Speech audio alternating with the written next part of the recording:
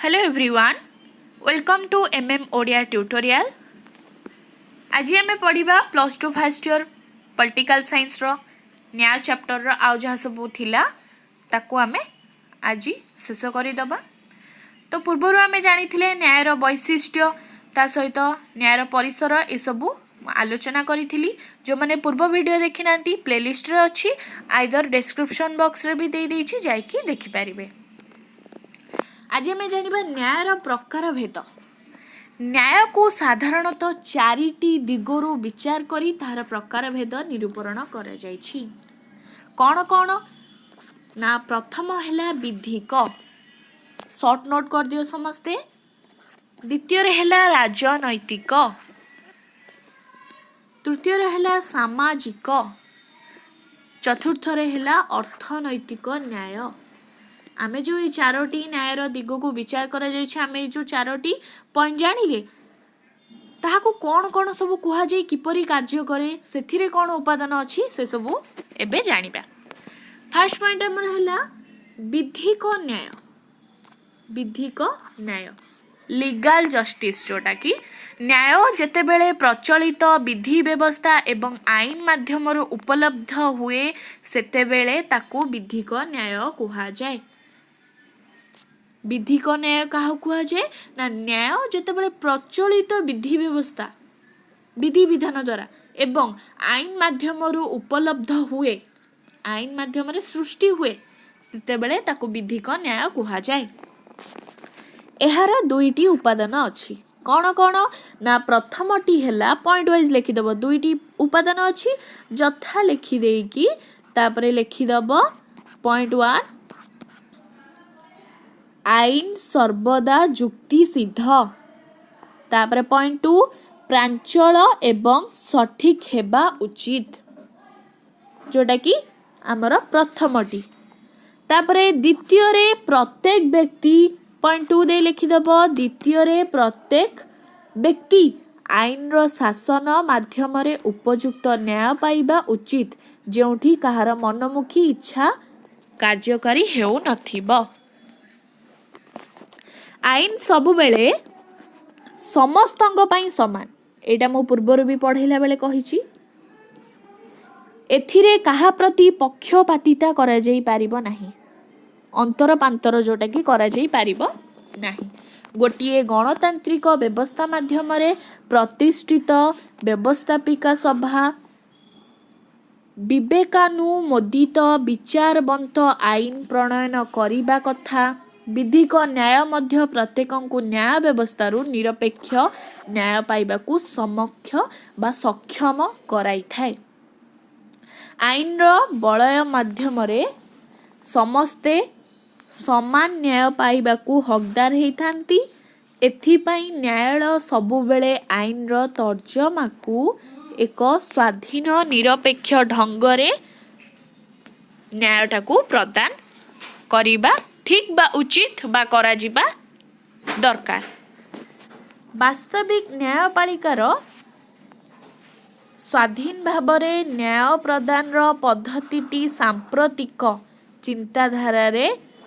सर्वजनादृत। Recent जो गुड़े सब हो जाउछि से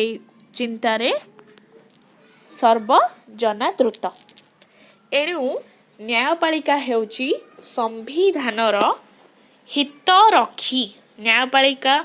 कौन ना संविधानर हित रखी एवं जनसाधारणकर अधिकार रक्षाकर्ता।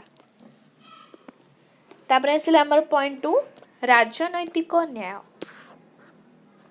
Political justice. कौन ना राजनैतिक न्याय गोटे राष्ट्र मध्यरे राजनैतिक समता रक्षा करे। एहार अर्थ हेउछि गोटे राष्ट्रर क्षमतार ढांचा संबंधी व्यापार रे समस्तंकर समान योगदान थाए। विधिक न्याय केवल औपचारिक आईन रो दिग को सूचित कला बेले राजनैतिक न्याय प्रत्यक्ष भावरे न्यायर गुणावली को राजनैतिक प्रणाली माध्यम रे सचेतन कराए। एही न्याय रे व्यक्ति सह राष्ट्रर संपर्क स्पष्ट बारी हुए। को न्याय ना राजनैतिक न्याय विभिन्न भावरे बा भिन्न भावरे आमे जदि देखिबाकू जिबा बा कहिले राजनैतिक न्यायर अर्थ होउछि प्रत्येक नागरिक समान राजनैतिक अधिकार समस्तଙ୍କର समान अधिकार रहिबो सरकार गठन रे समान स्वर रहिबो प्रत्येक सरकारी दप्तर रे समान प्रवेश एवं आवश्यक योग्यता हासिल रे समान प्राप्यर परिपूर्णता एठारे विचार योग्य जे राजनैतिक अधिकार माध्यम रे गणतंत्र महत्व को सहजरे हृदयंगम करि पारिबे समाने किंतु राजनैतिक न्यायर अर्थ संपूर्ण राजनैतिक समानतार हुए नाही जहाँकि असंभव एवं अनावश्यक मध्य राजनैतिक अधिकार को उपभोग करिबा केतेक सत्तावली रे प्रतिद्वंदित करिबा पई भी बयस सीमा एसबु को मनमुखी व्यवस्था बोली कहा जाई पारिबो नाही सर्वोपरि शासक गोष्ठी राजनैतिक इच्छा शक्ति ही राजनैतिक न्यायर प्रभाव को अनुभूत कराए तापर हमर असला थर्ड पॉइंट सामाजिक न्याय सोशल जस्टिस एहार साधारण अर्थ हैला सामाजिक समानता किंतु प्रकृत पक्षे आमे जदि प्रकृत रे देखिबा को जिबा तार अर्थ कोन ना व्यक्तिर विकास पई समस्त को समान सामाजिक सुविधा सुजोग रो उपलब्धि समाज रे प्रत्येक नागरिकों को सेमानकर हक प्रदान करिवार कथा एठी कुहा जाइछि अन्य पक्षरे एहा समाज रे कोनोसी व्यक्ति को तार जाति धर्म वर्ण लिंग भाषा भेदरे बाछ विचार करी न थाए कोथिरे ना सामाजिक न्याय रे सोशल जस्टिस समाज रे एपरि किछि अनावश्यक बंधनर उपस्थिति को एहा आग्रह्य करे जहा द्वारा एक सुस्थ सामाजिक जीवन धारणार मान बाधा प्राप्त हेब उदाहरण स्वरूप कौन ना दक्षिण आफ्रिकार वन्य वैषम्य नीति जहाँकि सामाजिक समानता और न्यायर घोर विरोधी तार अपर पक्षरे कौन रही ना सामाजिक न्यायर लक्ष्य हैला समाजरू शोषण दमन और मनमुखी कार्यकलाप को संपूर्ण विताड़ित करिबा बा बाहर करिदबा सामाजिक न्यायर मुख्य लक्ष्य होची समाज को शोषण करिवे मन इच्छा दमन करिवे आ मनमुखी कार्यकलाप को संपूर्ण विताड़ित करिवे एहा समाजर दुर्बल वर्गंक सुरक्षा पई सतत चेष्टित थाए जनमंगलकारी राष्ट्र रे सामाजिक न्याय एक मार्ग प्रदर्शक नीति आम भारत रे संविधानर मौलिक अधिकार एवं राष्ट्रर निर्देशमूलक नीति रे एही सामाजिक न्याय केतेकांश रे स्थानित होईछि संविधानर 15तम धारा रे कोनोसी नागरिकों को सेमानक धर्म जाति लिंग विश्वास एवं जन्मस्थान भेदरे बाछर विचार करा जाई पारिबो नाही केतेतम धारा ना संविधानर 15तम धारा रे किंतु राष्ट्र महिला शिशु एवं पछुआ वर्गर लोकंग पई स्वतंत्र व्यवस्था करने को निर्देशित होईछि 16तम धारा रे साधारण नियुक्ति क्षेत्र रे समस्त को समान सुविधा सुजोग दिया जाइछि 16तम धारा रे तापरे 17तम धारा रे कोन हिछि ना अस्पृश्यता जो छुआ अछुआर भेदभाव विलोप साधना पई मध्य कुहा जाइछि तापरे संविधानर 23तम धारा रे बाध्यतामूलक श्रम को निषिद्ध करा जाइछि बाध्यतामूलक खटिबा जोटा को ताकू निषेध करा जाइछि बा निषिद्ध करा जाइछि राष्ट्रर निर्देशमूलक नीति रे 38तम धारा रे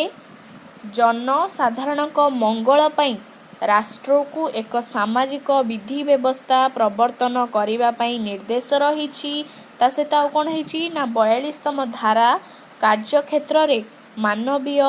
सद्रु बा ହୃଦୟତା ନିଜ ମନରୁ ଏବଂ 46ତମ ଧାରା ଦୁର୍ବଳ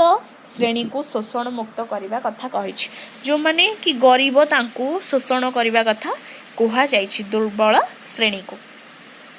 ସାମାଜିକ ନ୍ୟାୟ ସଂବିଧାନ ଦ୍ୱାରା କିମ୍ବା ରାଷ୍ଟ୍ରର ଆଇନ ଦ୍ୱାରା କେବେ ହେଲେ ଜନସାଧାରଣଙ୍କ ଉପରେ ଲଦି ଦିଆଯାଇପାରିବ ନାହିଁ। ତା ସହିତ ଆଉ କ'ଣ ହେବ ନା ସମାନତାର ଉଜ୍ଜଳ ଭାବାବେଗ ଆମ ସାମାଜିକ ଅଭ୍ୟାସ ଏବଂ ସାମାଜିକ ପ୍ରତିଷ୍ଠାନ ଗୁଡ଼ିକ ପରିବର୍ତ୍ତନ ସାମାଜିକ ନ୍ୟାୟ ପାଇଁ ନିହାତି ଜରୁରୀ। 3ଟା ପଏଣ୍ଟ ଗଲା। ତାପରେ ଆମର ଲାଷ୍ଟ ପଏଣ୍ଟ ଆସିଲା ଅର୍ଥନୈତିକ ନ୍ୟାୟ, ଇକୋନୋମିକ୍ ଜଷ୍ଟିସ୍ କ'ଣ ନା ସାମାଜିକ ସମାନତା ଯେଭଳି ସାମାଜିକ ନ୍ୟାୟର ଏକ ଉପଶାଖା, ସେମିତି ଅର୍ଥନୈତିକ ସମାନତା ବିନା ଅର୍ଥନୈତିକ ନ୍ୟାୟର ବିଭିନ୍ନ ଅସ୍ତିତ୍ୱ ନାହିଁ। ପ୍ରତ୍ୟେକ ବ୍ୟକ୍ତିର ପ୍ରାଥମିକ ଆବଶ୍ୟକତାକୁ ସମାନ ଭାବେ ଏବଂ ସନ୍ତୋଷଜନକ ଭାବେ ପରିପୂରଣ ହେବାକୁ ଅର୍ଥନୈତିକ ନ୍ୟାୟ କୁହାଯାଏ। ସର୍ଟ ନୋଟ୍ କରିଦିଅ, ସୁବିଧା ହେବ। ଯେଉଁ ସମାଜରେ କେତେ ଲୋକ ଉପବାସ ରହିଥିଲା ବେଳେ ଅନ୍ୟ କେତେକ ପ୍ରାଚୁର୍ଯ୍ୟ ଭିତରେ ଡୁବି ରହନ୍ତି, ସେଠାରେ ସାମ୍ୟତା ଅଭାବରୁ ଅର୍ଥନୈତିକ ନ୍ୟାୟ ବ୍ୟାହତ ହୋଇଥାଏ। ଯେଉଁ ସମାଜରେ ଅର୍ଥନୈତିକ ସାମ୍ୟ ସହ ସାମାଜିକ ସାମ୍ୟ ବହୁଳ ଭାବେ ପରିଦୃଷ୍ଟ, ସେଠାରେ ଅର୍ଥନୈତିକ ନ୍ୟାୟର ମୂଳଦୁଆ ଆପେ ମାଡ଼ିଥାଏ। ସାମ୍ୟ ଅର୍ଥ ସମାନତା, ଯେଉଁଟାକି ବର୍ଣ୍ଣ ବୈଷମ୍ୟରେ ଦେଖାଯାଏ, ସେଇଟାକୁ କୁହାଯାଉଛି କି ନ୍ୟାୟରେ ଏସବୁ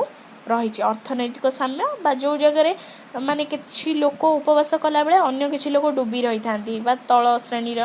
ରହିଯାଇଥାନ୍ତି। ରାଷ୍ଟ୍ରର ତାର ପ୍ରତ୍ୟେକ ନାଗରିକଙ୍କୁ ସମାନ ଅଧିକାର ଦେଇଥାଏ, ଏଇଟା ଆମେ ପୂର୍ବରୁ ଜାଣିଛେ,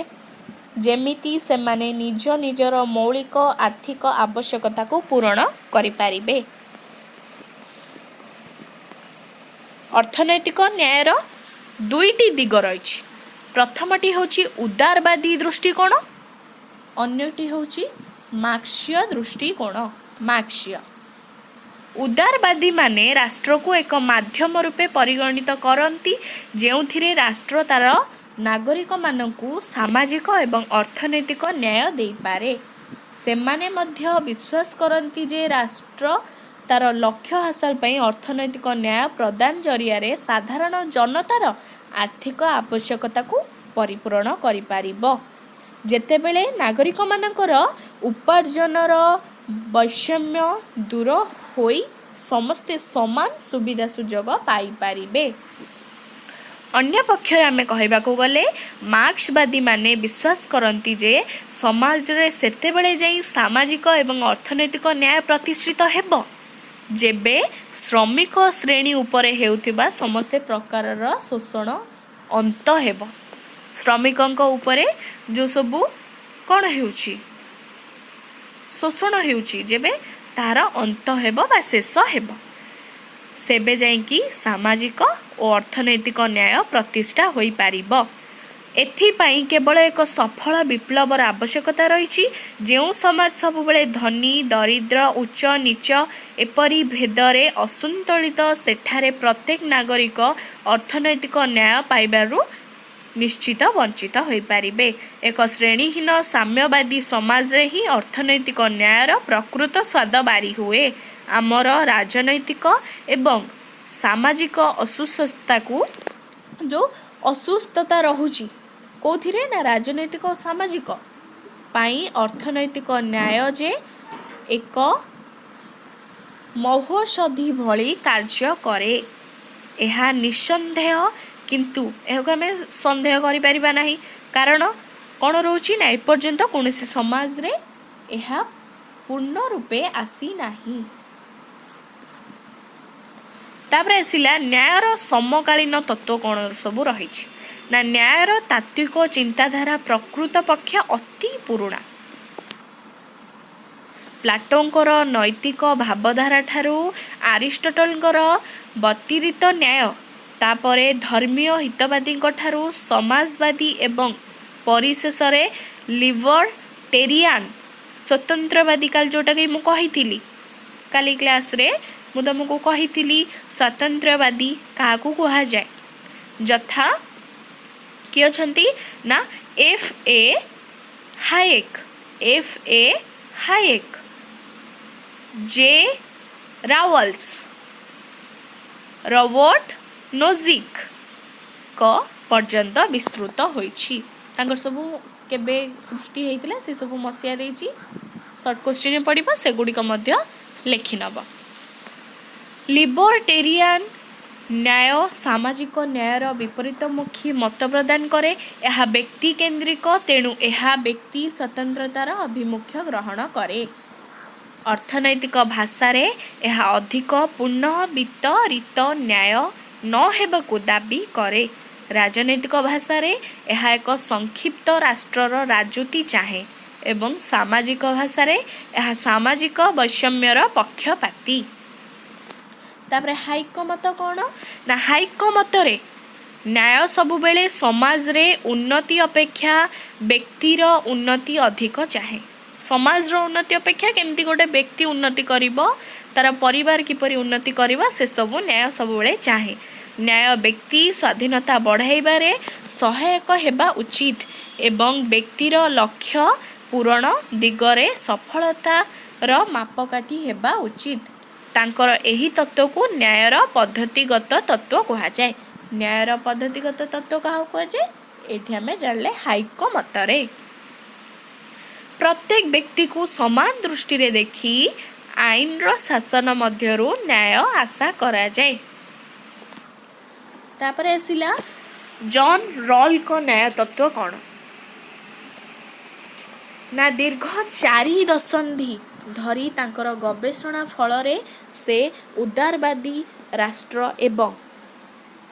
न्याय तत्व संबंध रे अनेक विचारधारा प्रणयन करचंती तांकर मतरे न्यायर अन्य नाम होची कौन ना निर्मल तत्व कहा मतरे ना जॉन रॉल को न्याय तत्व बा जॉन रॉल को मतरे तांको प्रणीत न्यायर निर्यास हैला फास्ट पॉइंट स्वतंत्रतार अत्यंत विस्तृतकरण किंतु स्थल विशेष रे यह सुरक्षा पाई केते नियंत्रित व्यवस्था स्वतंत्रता जो रहुची तार विस्तृतकरण करिबा ताको खेळै दबा ता सहित स्थल विशेष रे यह सुरक्षा पाई केतेक नियंत्रित व्यवस्था तापर पॉइंट आसिला समस्तक पई समान स्वतंत्र प्रदान एवं सामाजिक जीवन रे समस्तंकर उन्नति कल्पे समस्तंकु समान सुविधा सुजोग प्रदान करिवे तापरे थर्ड पॉइंट आसिला जन्मगत एवं आर्थिक प्राचुर्य भेद रे थिबा वैषम्य को अपसारित करी समस्त नागरिकों को समान न्याय देबे जो जन्म रही कला गोरा ये जो भेदभाव रही ताकू से अपसारित करिकी नागरिकों को समान न्याय देबे तापरे फोर्थ पॉइंट सामाजिक जीवन क्षेत्र रे मौलिक स्वतंत्रता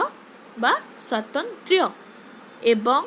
समाज रे समूह उन्नति साधन उभय क्षेत्र रे न्यायर भारसाम्य रहबा उचित तापरे आसिला नोजिंग न्याय तत्व लास्ट हमर नोजिंग न्याय तत्व नोजिक किंतु रॉल कर विपरीत मत पोषण करती नोजिक सब बेले रॉल को विपरीत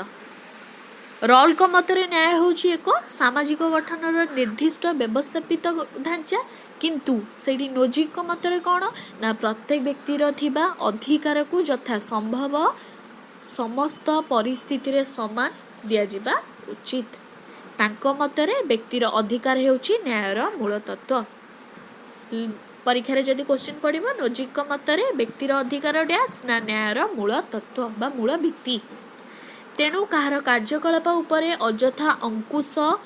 लगाइबा हेउची एक गुरुतर भूल कहा कि किछि काम करूथिबो सेथिरे तमे भूल बाछिबो सेटा होची संपूर्ण भूल जणे सेतेबेले जाई संक्षिप्त राष्ट्रर राजनीति कथा कहि परिबो जेतेबेले से राष्ट्र रे कम आईन कानून प्रचलित थाई व्यक्तिर अधिकार और स्वतंत्रता को बेसी प्राधान्य देउथिबो जेतेबेले आईन कानून रो कम प्रचलित थिबो किंतु सेई जगह रे कोन होतबो ना व्यक्तिर अधिकार और स्वतंत्रता को बेसी गुरुत्व दिया जाउथिबो ए प्रकार मतवाद द्वारा नोजिक हाइक एवं जॉन लॉकर अत्यंत निकटवर्ती अतएव न्यायर एपर्यंत कौनसी एकक सर्वजनग्राही संज्ञा निरूपित होई पारि नाही आमे आमर पारिपार्श्विक विधि व्यवस्था द्वारा न्यायर संरचना को हृदंगम करिथाउ एरु बा एणु से कहूछि एठी मिस्टेक हेछि एणु न्याय हेउछि एक राजनैतिक विचारधारा जहाकू आमे राजनैतिक दृश्यपटरे देखि पारिबा आज हमर न्याय चैप्टर टी कंप्लीट हे गला जदि वीडियो टी भल लागि थिबो लाइक कमेंट शेयर करि नबो कोठी भी डाउट थिले लाइव चैट बॉक्स रे कहइबो आइदर कमेंट रे भी मते जणाई पारिबो तो नेक्स्ट वीडियो कोन आनिबी ता मते कमेंट माध्यम रे जणाइबो।